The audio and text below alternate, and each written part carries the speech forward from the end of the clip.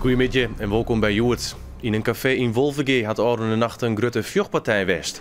Vijf malje uit Wales binnen aanhouden en 3 cafébezoekers binnen mijn verwoenings naar het ziekenhuis bracht. Er waard met barkrukken slaan en bieltjes en oorinterieur waard vernield. Tevens de kroegeigeners zochten de vijf malje uit Wales ruzie en dagen ze oren klanten uit. Mijn klanten die hebben gewoon alleen maar voor mij in de rest gestaan en geprobeerd om de jongens eruit te krijgen. En helaas moest dat met heel veel slaan en blauwe ogen en tanden door naar achteren geslagen.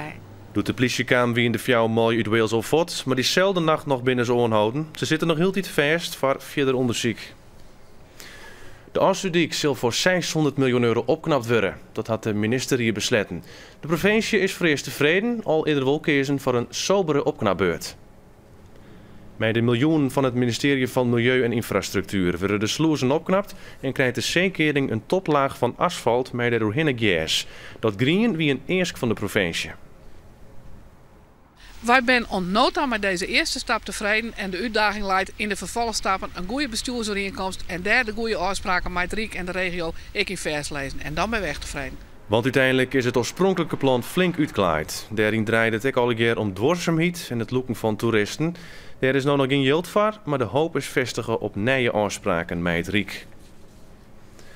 Een 24-jarige scooterrijder van de Gediek is vannacht deervoen op de boerenstreek bij Lippenhuizen. De man waat om 1 uur voen toch voorbijgangers. De oproep en helpchasen koenen doen al niet meer voor hem dwaan.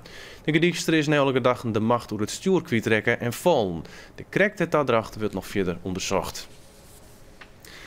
Na een Ierke zonder werd op 26 november weer een Frieske Music Night houden in het Louter WTC Expo. In 2010 werd het muziekfeest net houden vanwege een teleurstellende opbrengsten in Jedder. Met hulp van sponsoren kan de 5e editie van de Frieske Music Night nog wel terug in. De kracht die in mij vielen, wie een kracht die kwam vandaag.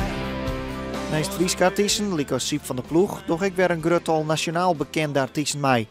De kaartverkeer van de Music Night is goed begonnen.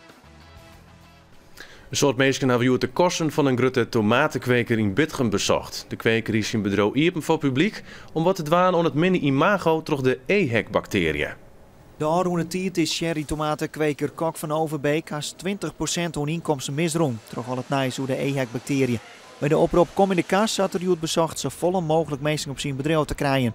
Ik wil het publiek zien laten dat mensen haar geen zwaar genoeg te maaien zijn door de EHEC-bacteriën.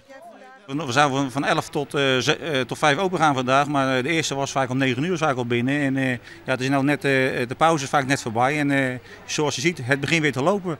Van Overbeek is een van de grootste cherry-tomatenkwekers van ons land. In het jaar levert de teler 2 miljoen kilo aan cherry-tomaten. Sven Kramer had voor de morgen zijn eerste rondjes op het Simmerius van Tialfrieden. Zo'n lange tijd trainde hij weer met de TVM-selectie. Toch een slepende blessure voelde het oranje seizoen van Sven Kramer volslijnend wetter. In maart maakte hij al zijn rentree op het ijs van Insel, maar vanmorgen trainde hij voor het eerst toen de blessure werd voleindig mei in Tialf. En Sven is gretig, zo gretig dat hij betieren wat oorremmen weer mat.